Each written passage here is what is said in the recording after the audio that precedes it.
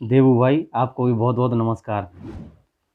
पिछली वीडियो में मैंने बताया था कि मैंने यूपीपीसीएस की प्री के लिए करंट अफेयर्स किन किन सोर्सेज से पढ़े, और मैंने बोला भी था उस वीडियो में कि नेक्स्ट वीडियो में मैं बताऊंगा कि करंट अफेयर्स के नोट्स कैसे बनाएं।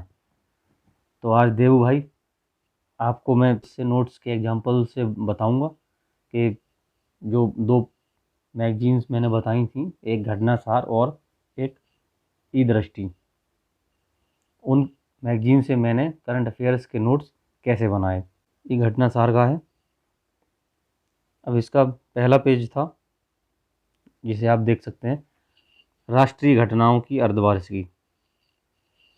5 राज्यों में विधानसभा चुनाव हुए थे, नई सरकारों का गठन हुआ था, जिसकी डिटेल कुछ इस तरह 1.5 पेज में,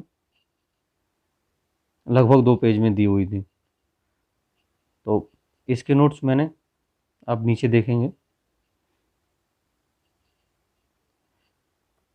1 2 3 4 5 लाइन में मैंने इसके नोट्स बनाए। तो बेसिकली आपको करना क्या होता है, हर बात जो लिखी होती है वो काम की नहीं होती है। क्या काम का है ये जानने के लिए आपको देखने पड़ेंगे प्रीवियस ईयर्स क्वेश्चन पेपर्स।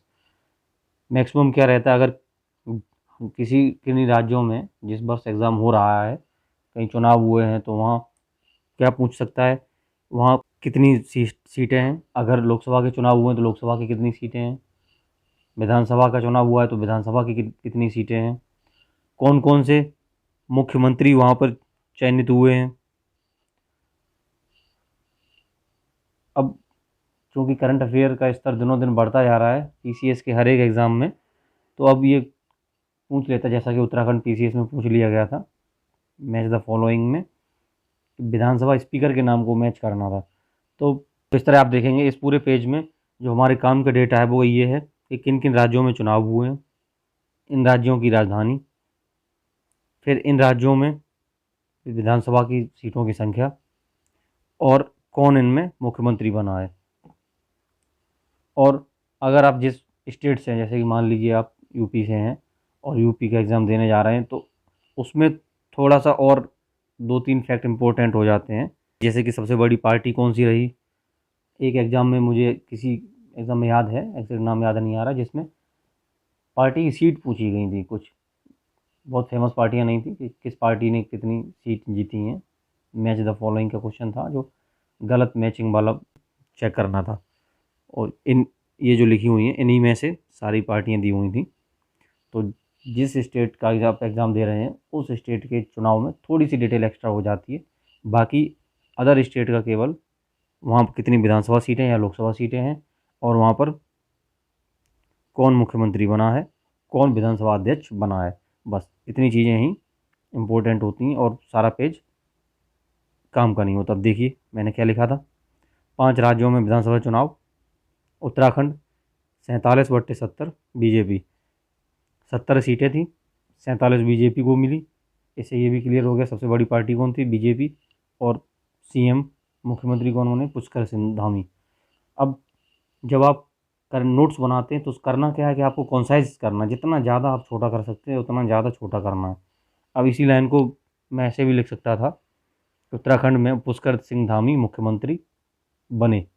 तो इसमें मुख्यमंत्री बने ऐसे शब्द लिखने की कोई ज़रूरत नहीं है, सीधा सा हमें नाम लिखना है और अपने मैटर को बहुत ज़्यादा कंसाइज करते चलना है। पंजाब में 92, 117 में से आप, भगवंत मान, एक डेटा और जो भगत सिंह के गांव से संबंधित था, खटकल कलां, कौन सा गांव है ये ऐड कर लिया मैंने। इसी तरह मैंने 5 पेज में लिख लिया था। यूपी का एग्ज़ाम दिया था तो आप देखेंगे यूपी की थोड़ी सी डिटेल ज़्यादा है। मुख्यमंत्री कौन बना, योगी आदित्यनाथ। और कौन सी विधानसभा थी, 18वीं। कितनी महिलाएं निर्वाचित हुई, कहाँ पर शपथ ग्रहण समारोह हुआ। ये सिर्फ उसी राज्य के लिए जिस राज्य का आप एग्ज़ाम दे रहे हैं, बस। अगर वहीं पर चुनाव हो रहा है तो महत्वपूर्ण हो जाती है। बाकी में केवल विधानसभा सीटों की या लोकसभा सीटों की संख्या, कौन मुख्यमंत्री बना और कौन विधानसभा अध्यक्ष बना, बस इतना आपके लिए महत्वपूर्ण है। दूसरा आप देखेंगे, जापान के प्रधानमंत्री की भारत यात्रा पहला पॉइंट, दूसरा पॉइंट, 14वें शिखर सम्मेलन में हिस्सा लिया। फिर ये 1 2 3 4 महत्वपूर्ण समझौते, दोनों ही देशों के प्रधानमंत्रियों ने आर्थिक सहयोग, डिजिटल सहयोग, किसी भी देश से अगर समझौता होता है तो यही पॉइंट्स कॉमन रहते हैं, इन्हीं सब पक्षों पर समझौते होते हैं। तो पश्चिमी वार्ता में भारत जापान 6 समझौते, ये सब कुछ भी काम का नहीं है। आप अगर देखेंगे तो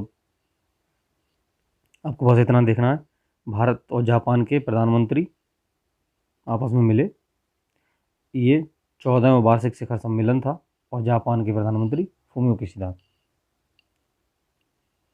मैंने क्या लिखा था, जापान के पीएम फूमियो किशिदा, 14वीं इंडिया जापान ईयरली समिट। ये नोट्स कंप्लीट।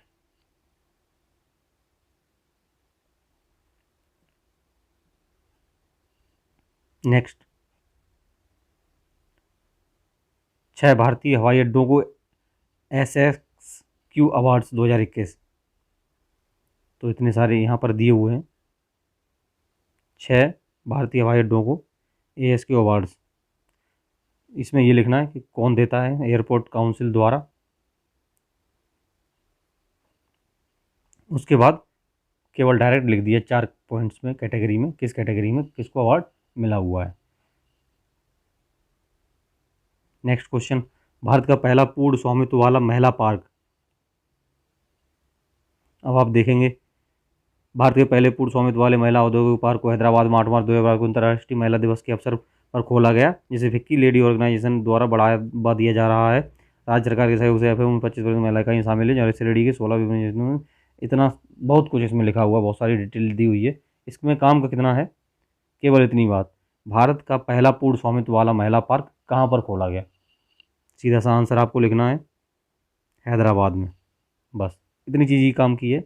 ये क्या काम का आपको कैसे पता चलेगा, आप पिछले वर्षों के पेपर को जब देखेंगे वो उसमें कैसे प्रश्न पूछे गए हैं तो आपको एक आइडिया लग जाएगा कि क्या इम्पोर्टेंट है। भारत का पहला पूर्ण स्वामित्व वाला महिला पार्क, सुल्तानपुर, हैदराबाद, तेलंगाना।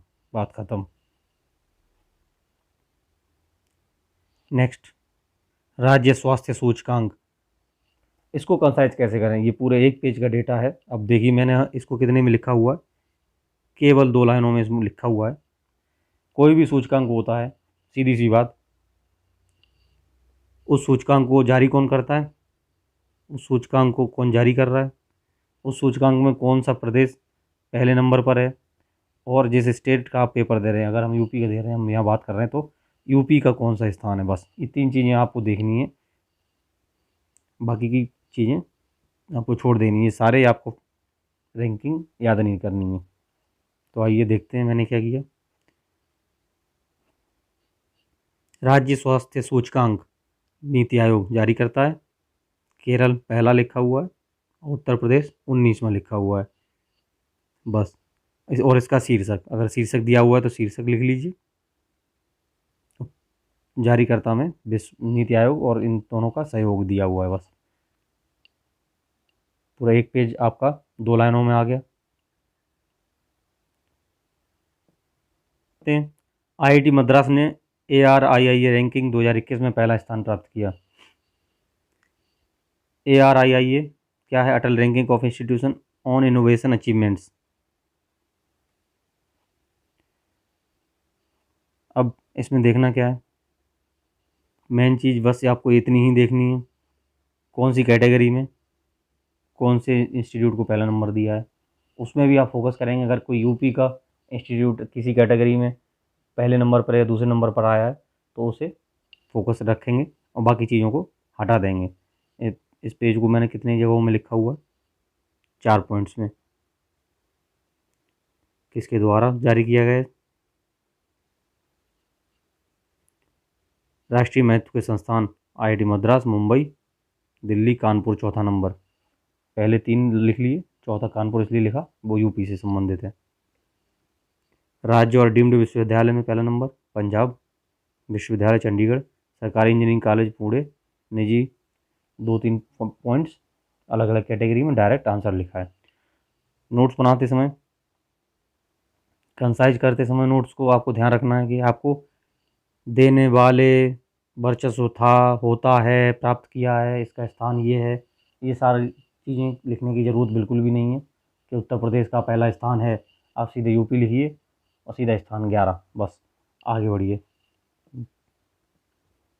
कवच प्रणाली का सफल परीक्षण, अब यहाँ सब लिखा हुआ है परीक्षण के बारे में।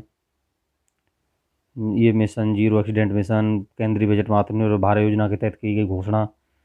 ये एक चीज़ और ध्यान रखनी है, जब आप किसी लाइन को पढ़ें और आप देखें कि आप उससे क्वेश्चन फ्रेम हो रहा है, जैसे कि ये देखें 2022 के केंद्रीय बजट में आत्मनिर्भर भारत योजना के तहत की गई घोषणा के अंतर्गत देश में 2000 किलोमीटर नेटवर्क पर कवच का परीक्षण किया जाना है। कोई ये यहाँ से कोई एक इम्पोर्टेंट क्वेश्चन बनता नहीं दिख रहा है, लेकिन जब आप इस लाइन को पढ़ेंगे, रेलगाड़ियों को टक्कर से बचाने के लिए कवच प्रणाली का सफल परीक्षण, तो सीधा क्वेश्चन बनेगा कि रेलगाड़ियों को टक्कर से बचाने के लिए किस प्रणाली का परीक्षण किया गया। सीधे आपका आंसर आ जाएगा कवच प्रणाली, बस। और बाकी का क्या कर सकते हैं कि किन स्टेशनों के बीच इसका परीक्षण किया गया, ये 2 स्टेशन लिख देंगे बस, और आपका काम खत्म हो जाएगा। मैंने क्या लिखा, रेलगाड़ियों को टकराने से बचाने के लिए विकसित प्रणाली कवच, शंकरपल्ली से सिकंदरा। हम कुछ एग्जांपल्स देख लेते हैं कि ई दृष्टि जो घटना चक्र की थी उससे कैसे मैंने कंसाइज किया। बहुत मोटी सी किताब होती है, एग्ज़ाम के टाइम पे ही 15-20 दिन पहले आती है, तो कैसे उसको कवर करें और रिवाइज भी करना है। एक जैसे ये है, इसमें क्या लिखना है, तमिलनाडु के थूथुकुड़ी में अंतर्राष्ट्रीय फर्नीचर पार्क, तो सीधा हमको लिखना है कि अंतर्राष्ट्रीय फर्नीचर पार्क डैश लगा के थूथुकुड़ी तमिलनाडु, ये के में लगाने की कोई ज़रूरत नहीं है। आइए देखते हैं, ये आ गया ई दृष्टि।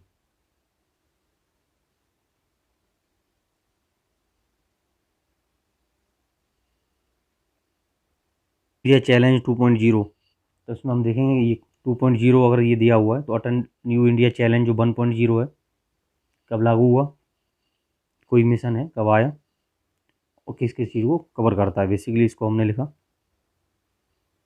अटल न्यू इंडिया चैलेंज 2.0 अटल इनोवेशन मिशन के तहत है, 2018 में लॉन्च। वो किससे संबंधित है, स्कूलों में नवाचार कौशल, 5 मंत्रालय से रिलेटेड है। एक क्वेश्चन कहीं देखा था, मॉक टेस्ट में था शायद, कितनी टिंकरिंग लैब अटल टिंकरिंग लैब बनानी है, तो 10,000 टिंकरिंग लैब, इसलिए मैंने लिखा हुआ था, बस। बाकी की चीज़ें इसमें कुछ मुझे काम की नहीं लगी। जैसे रायसीना संवाद 2022, इसमें 7वां संस्करण, इसकी थीम, इतना सारा लिखा है, कुछ भी नहीं। आयोजक कौन था, ये थीम है इसकी, और इसकी जो मुख्य अतिथि थी वो कौन, बस। ये सारी इंपॉर्टेंट चीज़ें, बाकी सारी चीज़ आप काट देंगे। जब आप पढ़ते जाएं, नोट्स आपको किसी भी करंट अफेयर के या किसी टॉपिक के पहली रीडिंग में ही नहीं बनाने हैं, पहले एक बार रीड करें, पेंसिल हाथ में लेके चलें, जो काम का लगे टिक लगाएं, ना लगे उसको काटते चलें। बाद में जब दूसरी रीडिंग या तीसरी रीडिंग करें, उस टाइम जो बिल्कुल कंसाइज पॉइंट हों, उन्हीं पॉइंट को, इन्फॉर्मेटिव पॉइंट हों, उन्हीं को आपको नोट्स में लिख लेना है। सिंगापुर के सांग्रीला सम्मान से प्रेरित है, किस संवाद से प्रेरित है, रायसीना डायलॉग सिंगापुर के सांग्रीला संवाद से प्रेरित है। नेक्स्ट क्वेश्चन, प्रधानमंत्री की जम्मू एवं कश्मीर यात्रा, अब ये यहाँ से यहाँ तक दिया हुआ है, इसको कैसे समराइज करना है।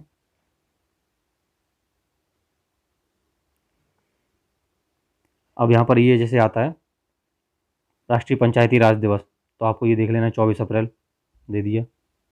फिर ये कुछ भी इम्पोर्टेंट नहीं है। फिर ये इंपॉर्टेंट हो जाए, प्रधानमंत्री को भारत रत्न लता मंगेशकर की स्मृति में स्थापित प्रथम लता दीनानाथ मंगेशकर अवार्ड प्रदान किया गया, तो आपको ये प्रदान किया गया स्मृति में स्थापित ये नहीं लिखना है, प्रथम लता दीनानाथ मंगेशकर अवार्ड दिया गया पीएम मोदी को, डायरेक्ट ये लिखना है। फिर आपको ये लिखना चाहिए था, बनिहाल काजीकुंड सड़क सुरंग, बस। दूसरा, रतले जल विद्युत परियोजना किस नदी पर है, क्वार जल विद्युत परियोजना किस नदी पर है। दिल्ली अमृतसर कटरा एक्सप्रेसवे,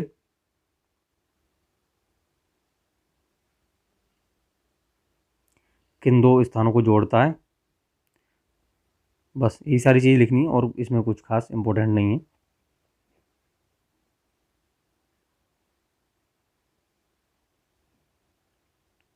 जैसे कि पीएम द्वारा JNK में उद्घाटित प्रमुख परियोजनाएं, बनिहाल काजीगुंड सड़क सुरंग, रतले जल विद्युत परियोजना कहाँ पर हुई, चिनाब नदी में, कितने मेगावाट की है। बस कुआर जल विद्युत परियोजना किश्तवाड़ जिला, चिनाब नदी 540 मेगावाट, काम खत्म। विजन संयंत्र ये सारा लिखा हुआ है इसमें, बस असम के जोरहाट में, बस बाकी का कुछ भी काम का नहीं है। ये सारी चीज़ें मेंस के पर्पज़ से इंपॉर्टेंट हो सकती हैं, प्री में काम नहीं आएंगी, फैक्ट नहीं है क्योंकि उसमें। हाँ, एक क्वेश्चन ये दिखाता है कि करंट अफेयर अब कितना डीप पूछा जाने लगा है। जैसे कि ये स्मार्ट सिटी स्मार्ट शहरीकरण 2022, इतने सारी कैटेगरीज दी हुई हैं। जनरली हर वर्ष होता क्या है कि यही पूछता है कि पहले स्थान पर कौन रहा, दूसरे स्थान पर कौन रहा। इस बार मैच द फॉलोइंग में पूछा गया था, इन सारी कैटेगरीज से पूछा गया था। अब इसका नोट्स मैंने जब बनाया था तो मैंने भी इन सारे पॉइंट्स को छोड़ दिया था और ये क्वेश्चन गलत हो गया, तो एक दो क्वेश्चन रह जाता है। आप सारे पॉइंट्स को, इन सारे कैटेगरीज को याद नहीं रख सकते हैं, तो आपको बस उतना ही करना है जितना सभी लोग करते हैं। और जो जैसे कि कोई इंडेक्स है तो किसके द्वारा जारी किया जा रहा है, और उसमें सर्वश्रेष्ठ नंबर 1 पर कौन रहा है, और यूपी का नंबर कौन सा है, और यूपी का अगर कोई और जिला है तो उसे किस कैटेगरी में पुरस्कार मिला हुआ है। इन दो तीन चीज़ों को ही आपको देखना होता है। इस बार इनमें से मैच द फॉलोइंग पूछा गया था, जो कि सारे आपको याद करने की ज़रूरत नहीं है, ऐसे एक दो क्वेश्चंस आपको देखने को मिल जाएंगे। तो इस तरह कैसे मैंने करंट अफेयर्स के नोट्स अपने कंसाइज करके बनाए। ये लगभग 200 पेजेस की बुक होती है, ई दृष्टि और ऊपर से घटना सारा अलग, तो उसको मैंने सबको मिला के 50-60 पेजेस के नोट्स बना लिए थे। तो जिसमें से मैंने पिछली वीडियो में दिखाया था मैक्सिमम क्वेश्चंस उसी में से आ गए थे। तो इसी तरह आपको भी सारी चीज़ों को आपको नोट्स बनाते जाना है और केवल काम की चीज़ें ही लिखनी है, बाकी सारी चीज़ें नहीं लिखनी है। पहली रीडिंग में पेंसिल लेके बैठें, फालतू की चीज़ों को काटते चलें, सिर्फ काम की चीज़ों को ही अंडरलाइन करें या लिखें, और बाकी चीज़ें ऐसे निशान लगाते चलें। और फिर दूसरी रीडिंग में जो चीज़ें बच गई हैं उनको भी और शॉर्ट करें और लिखते चलें। देव भाई, अब अगली वीडियो में मैं बताऊंगा तुमको कि टेस्ट पेपर को एनालिसिस कैसे करें, कि जो हम मॉक टेस्ट लगाते हैं या कोई टेस्ट सीरीज लगाते हैं तो उसके ज़रिए अपनी स्ट्रेंथ और वीक सब्जेक्ट्स को कैसे पहचानें। मैं क्या करता था टेस्ट देने के बाद, अब उनको कैसे एनालिसिस करता था एग्जाम्पल के थ्रू, ऐसे विद प्रूफ सहित मैं आपको दिखाऊंगा। तब तक के लिए नमस्कार, जय हिंद।